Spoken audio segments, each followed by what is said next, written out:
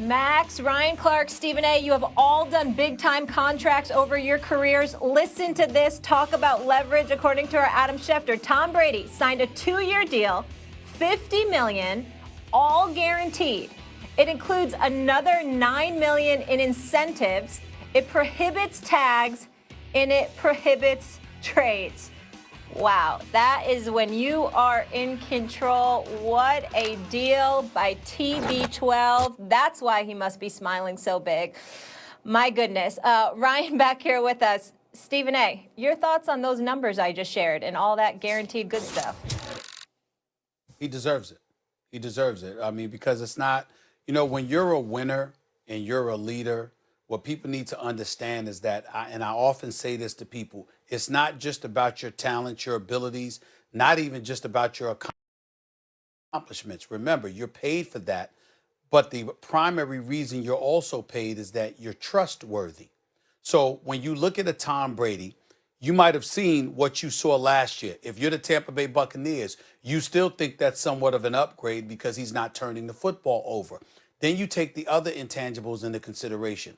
His leadership, his habits, his regimen, his commitment to excellence, his devotion and commitment to winning, what he's going to strive to give you every single day. He decides that he's going to sign with the Tampa Bay Buccaneers, and what do you hear? You immediately hear reports of a multitude of players that suddenly want to go to Tampa to play with him. Why? Listen to Tampa Bay Buccaneers talking about him coming on board. Why are they talking that way? Because they say and they speak about what they can learn from him. They know they have ability. They know that they can play, but they've never really won. And the intangibles that he could potentially bring to the table is something everybody is interested in. Trade that he's in a position to teach you because he's done what you've never done. And he's trustworthy. He's trusted enough to be willing to commit himself to doing just that. Those are the kind of things that matter. And that's what you're paying for if you're the Tampa Bay Buccaneers. Yeah, I actually don't see the contract the way you do, Molly. I presume, as you do, that he had a ton of leverage for, versus Tampa. But I think he actually signed a pretty team-friendly deal. When you look at the overall, I know the $50 million is guaranteed, but we're talking about such short horizons, 2 years. So, even if the bottom were to fall out, he's at the very least a mentor to a guy the following season. The fact that he has no tag and all that stuff suggests he wants to play past this contract, right? He doesn't want them to tag him. He thinks he's going to sign another one maybe. So, yeah, there's some give there from Tampa, but guys, the bottom line is even if he hits all his bonuses, he's under 30 a year. The top quarterbacks are getting over 30 a year. And with Brady, it's not just the level of production, which I still think is middle class or upper middle class, though it's not elite anymore, especially when you look at the weapons he has around him. He should be able to put up some yards and some touchdowns, even if it won't be elite. But it's also what Stephen A. just said. You're importing culture and a way of doing things and an example, not to mention the attractiveness of other players. If only saying, I played with Tom Brady, I played with the GOAT. So for all those reasons, for him to come in at under 30 a year on a 2-year deal seems to me like a team-friendly deal, probably intentionally designed that way because Brady still wants to win and knows he needs more around him. I got to say, the way he's handled this exit from the Patriots and the choices he's made subsequently say very good things about where Tom Brady's head is.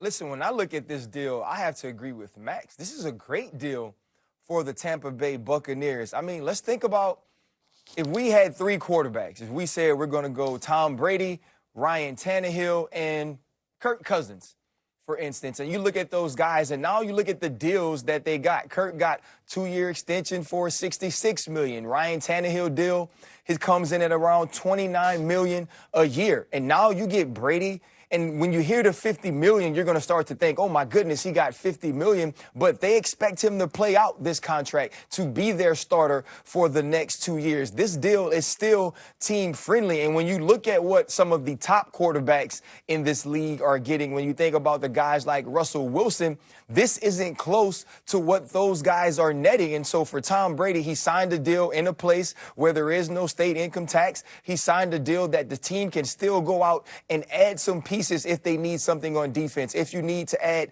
to the running game, if you want to add protection. But Max is exactly right when he says you are importing culture. That is important. I lived a lifetime of hating Tom Brady. As good as we were on defense in Pittsburgh, it seemed like every time we went with what we knew, Tom Brady could figure it out and beat us. The 1 year we were able to dominate, we had to change everything we did as the Pittsburgh Steelers defensively to beat him.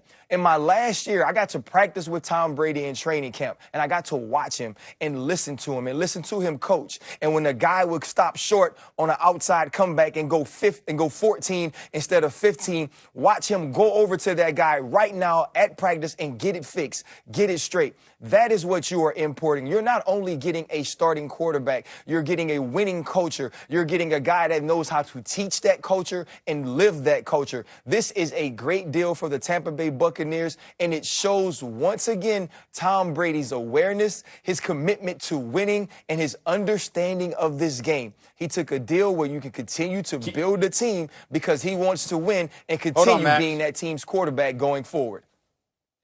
And that's exactly where I was going to go, Ryan, because we're assuming, a lot of people right there might assume this is what Tampa offered him, rather than assume it's what he accepted so he could help them field a better team, like all three of us have pointed out. That's the greatness of Tom Brady. Tom Brady wants money, but he's never prioritized being the highest paid or anything like that in his entire career. It's never fazed him. His contract has been restructured. He's taken pay cuts. He's done a multitude of things, all in the interest of facilitating winning. And this is what he is showing. Nothing has changed in that regard, which to me, you could make the argument, if you're Bill Belichick, how do you look right now? Because this is a guy that's basically saying, I wanted to move on. I wanted to be treated better. I'm not trying to compromise you in order to do it. So why should you ever want him to leave?